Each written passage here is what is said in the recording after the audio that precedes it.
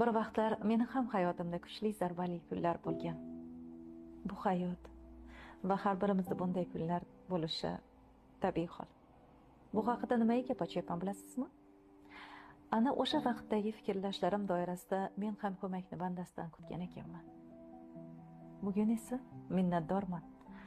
Yordam ilinjida bo'lgan vaqtlarimda menga yo'q javobini bergan va yuzimga eshikni yopgan bir necha insonlardan rostdan ham minnatdorman. Ular tufayli bugun insonlardan hech nima kutmaslikni, berguvchi yolg'iz o'zi, bandalar esa faqatgina sababchi ekanligini aynan shu hodisalar sabab anglab yetdim. Shuning uchun doim bir haqiqatni gapirishdan charchamayman. Sizga yordam berishdan bosh tortganlardan aslo xafa bo'lmang. O'zi bilan gaplashing. Yolg'iz o'zi bilan ayting: "Yo mehribonim, rahimli Rahmonim, o'zingdan boshqa iloh yo'q. Men ojizman, sen bilguvchisan."